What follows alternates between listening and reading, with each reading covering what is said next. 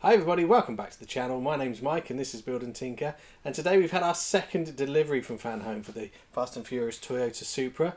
It's issues 3, 4 and 5, which includes, why don't we have a look at the parts and see what we got. So we have here, let's get all these parts out and have a look.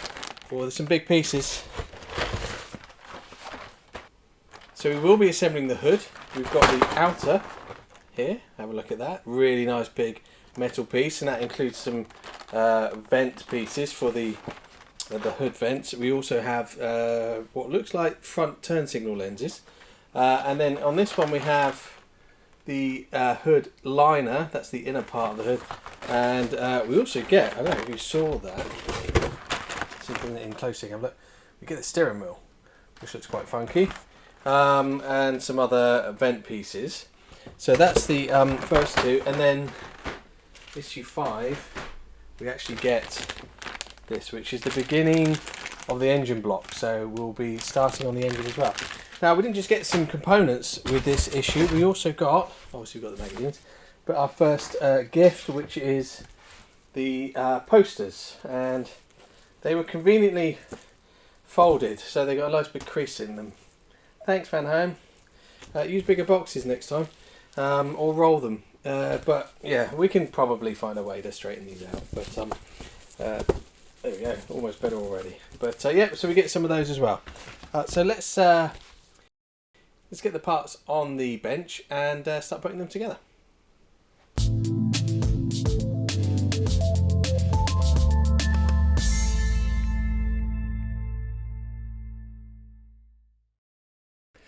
So we're going to start with issue 3, and for that we are going to open up this large box here, which has the hood and some lenses in it. We are also going to need the front bumper that we installed in the last issue. So with the box open, we can see our hood, and anyone who's seen one of my videos before where we've been at this stage with the car knows that there's two things that are important to do. First is to inspect the paint and make sure you're happy that the parts don't need to go back. I have to say this paint looks pretty good. It's a really nice bright colour, and we've got no scratches or marks or anything like that. They've pre-installed the washer jets, so just be cautious that we don't knock those off. The other important thing is to have is to keep the box. We know the hood's not going to go onto the car for a long time, so we've got to keep the box so that we can keep this safe during the rest of the build, because it's going to be a while before that gets bolted to anything. Also, keep some foam. I keep pieces of foam handy. These are essential for when you need to start working on a piece and have it paint side down. You don't want to be scratching it up on your table. So the first step here is to take the indicator, the front turn signal rear reflectors, if you will. They are handed left and right, so it's important to get the right ones.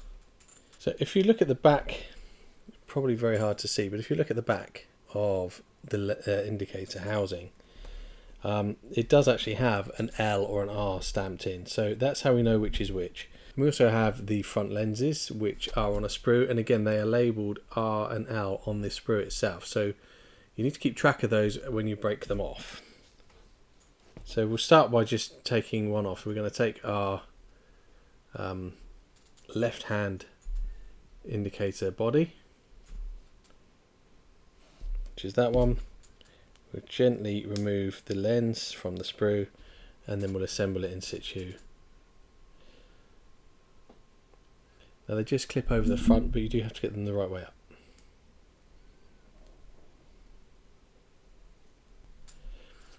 And it's just a simple push fit to push the lens into the enclosure, like so. So that's our two turn signals complete, and we now need to actually fit them into the bumper. So we're going to get the bumper that we put together in the last issue. So again, making sure we identify the left and right correctly. So we have our left turn signal, and it just drops into this part of the bumper here. You'll see there are two holes. One is for a little post on the back of the lamp itself, and the other one is for a screw. So the post goes on the outside of the vehicle, on the outer side with the screw on the inner hole. So we just position that like that, and we need a KP screw to hold that in.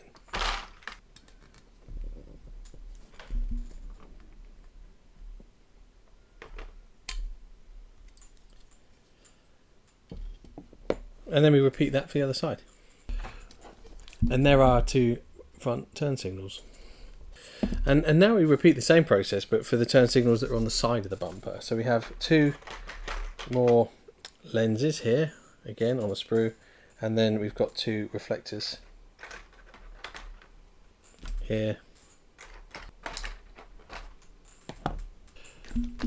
So these rear reflectors are handed left and right, and they are stamped on the rear as to which is which, and it's the same with the lenses. They've got L and R stamped on the top of the sprue. So we'll make sure we join them to the correct ones. So this is our left, we'll do that one first so we don't get them mixed up. So we position the reflector in place here, if you can see that, and then the lens comes in from the other side, and it's got 2 studs on it which will hold it all together. But you do have to get all the holes lined up and everything, so it's a little bit fiddly, and you have to get the lens the right way up. So check the shape of the lens matches with the shape of the indentation on the bumper.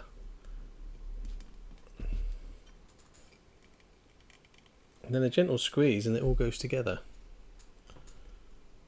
And that's how that looks when it's finished. So we'll just do the other side. And with those lenses and lights fitted to the front bumper, we've actually come to the end of issue 3. So although they gave us some grills, we're not fitting them yet. So let's move on to issue number 4.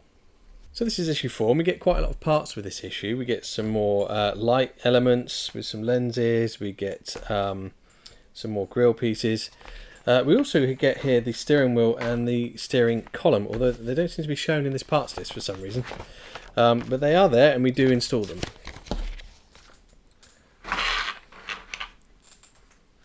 The first step is to install quite a small part, which is actually the bonnet catch, which is tiny. So the first thing we need to do is find it. So it comes in a small plastic bag, and it's 2 very small pieces of plastic, so we need to be very careful not to lose these. They're 4C and 4B, and 4B is actually the latching element that goes, I don't know if you can even see it, but it goes onto the hood inner itself. So it simply pushes into 2 holes in the front of the hood liner, and we just need to make sure we get it the right way around. Now it does look, it's not symmetrical, and the picture's not clear enough to make it really obvious which way around it goes. It's a little bit of a guesswork as to which way around this goes, because they didn't think to give us a picture that actually makes it clear. So we're going to take a bit of a punt on it. It's 50-50 after all. So there's the bonnet catch installed, and then there's this very small plastic piece just here, and that has to clip over this.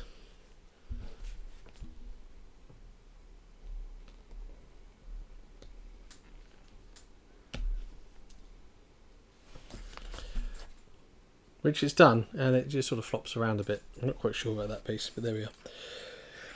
Put that to one side, and now we need our metal hood back. So at this point we get our hood and a piece of foam.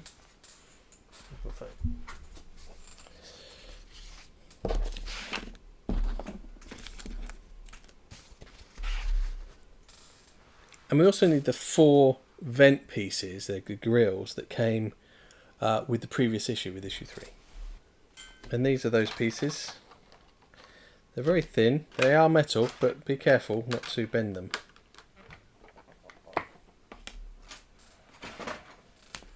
And as you can see, they are shaped to match these holes in the hood, so it's really quite a straightforward process of laying them in the holes, and then we'll put the liner in.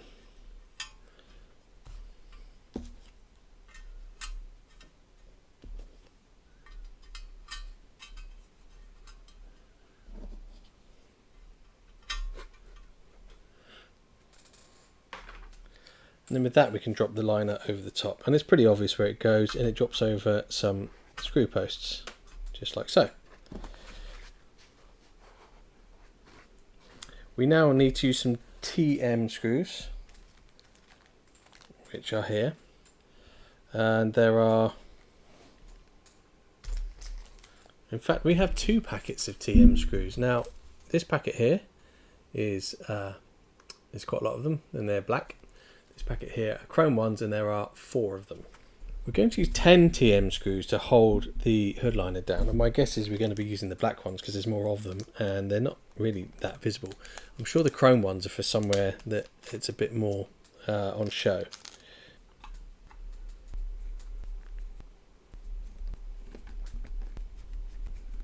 And that's the hood assembled with everything screwed together and these grills in place, and they look really good, I have to say, and they feel nice as well. It's great that they're metal and not plastic. So there's a couple of nice details on this hood which are worth looking at. There's a little sticker there, and we've got some nice chrome D-rings here which are part of the hood latch.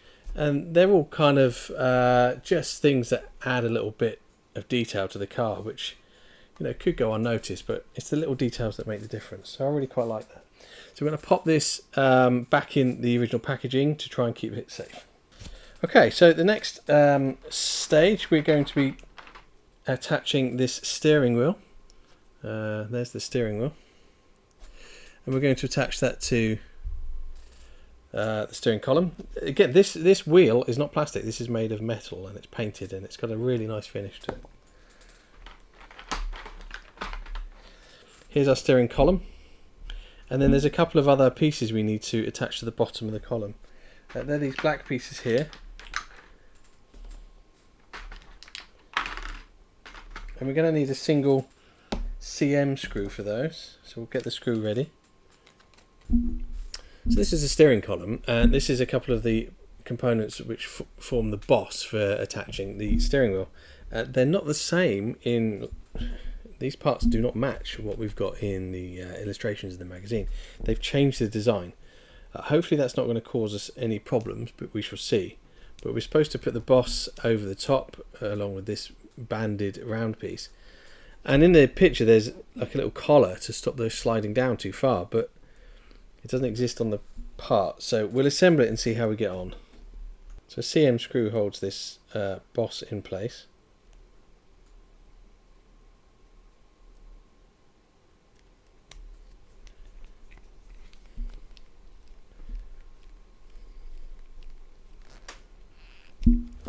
So this bushing here, if you can see, is now just free to slide up and down the steering column.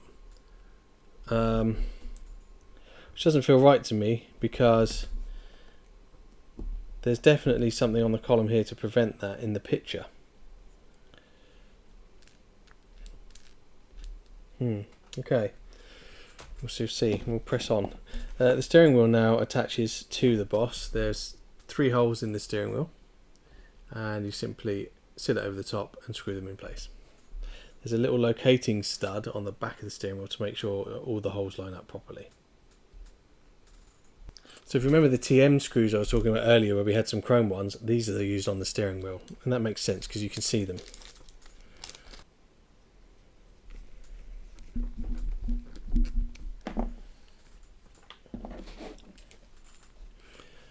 And then we have the steering wheel attached to the column.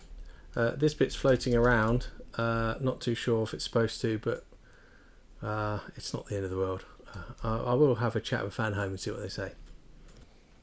The next stage is to assemble the fog lights. We've got 2 round reflectors, and they then have these inner reflectors. If I can get them out of the box, which are smaller. And then there is a lens that goes over the front of that whole assembly. So we have 2 little lenses.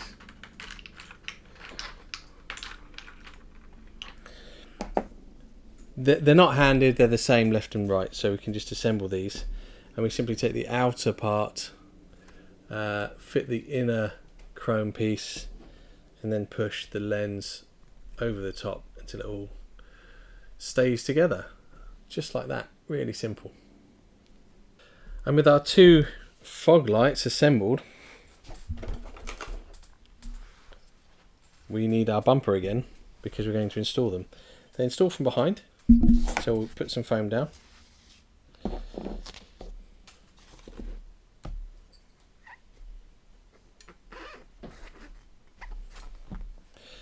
And we attach them with an IM screw in the back of each one.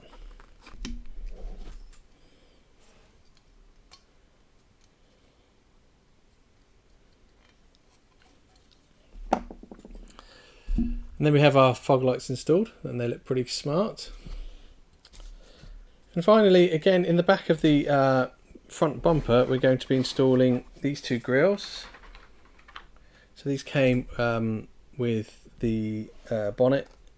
Now, conveniently, so these are metal, and this one's come and arrived nice and flat. This one has arrived, I don't know if you can see that, with a bend in it. So we're going to have to straighten that out first, just gently. So there we are, we now have that nice and flat. And they position over these vent holes in the back of the bumper, and then we just screw them down.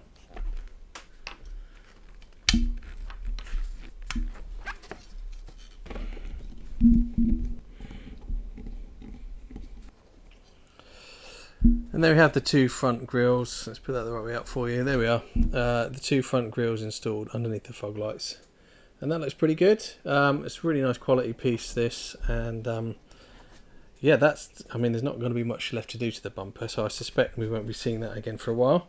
So we're going to pop that back in its original box. So on to issue 5, and here are the parts that we get with that issue.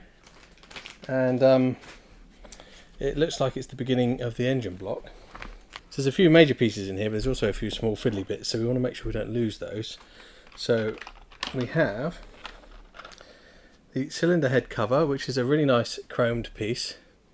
It's going to look pretty cool. We have one part of the cylinder head. And you can see some exhaust outlets there. Another cylinder head top. It's going to go under that cover by the looks of it. They do give us a set of tweezers in this one. So a nice tweezer collection coming on now. And there's also some other very small ancillary parts. So obviously that's why we have tweezers. Looks like an oil cap and some other pieces. So we'll make sure we haven't left anything in the box. So we're going to start by inserting what they've called the spark plugs. So they've given us these spark plugs, they're blue. And they have to attach to these little plates here, which are part of the coil. Very small pieces. Each of these plates are the same, and each of the spark plugs is the same. So we can just start attaching them, and in the bottom of each plug is a little flat plate with a little pin sticking out of it, and those plates go into these holes, these recesses in this coil piece, and you have to orient them a specific way round. So just check with the picture. They go in pairs. If you have a look at the picture here, you see they go in pairs in alternating pattern, yeah, so that they're centralized. So just match that, and they just push into place. So now we have our 3 pairs of spark plugs connected to these coils, and they drop into these holes in the top of this cover here. And what you'll notice is you've got 2 square holes, and then either side of that are a round hole, but one's large and one's small. And that helps make sure we get these the right way around. So these have a large pin on one side and a small pin on the other. So it's important that you figure out which is which before trying to install them, because if you get it wrong, they're not going to clip into place. And with them the right way around, it's just a gentle push and they stay in. There we go, just like that.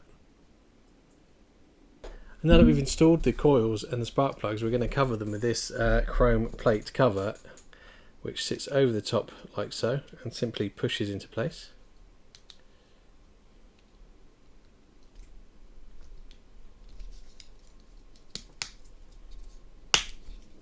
Just like that. And then these are going to disappear into the engine box, so we'll probably never see them again. With the chrome cover on, we can now fit the oil cap onto the top of the cylinder head, and it simply push fits into this hole just here. The hole does have is shaped, it's not round, so you will need to line the cap up correctly before it will go in, just like that. We now have this piece here. It's a very small black plastic piece, and it's a piece of pipe essentially with a right angle on it, and it's a breather, crankcase ventilation filter. On the other side from where the oil cap is, there's a small hole, and we simply push this into it.